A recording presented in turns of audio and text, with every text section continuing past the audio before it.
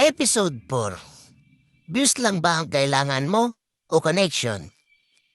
Ang tunay na viewers ay hindi lang tinitignan ng screen. Nakikinig sila sa kwento mo.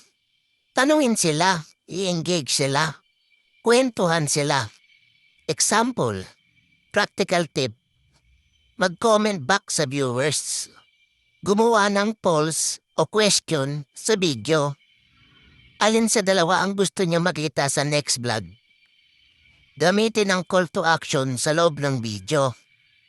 I-share ang experience mo sa comments. Mas maraming connection sa audience, mas maraming viewers ang babalik sa video mo.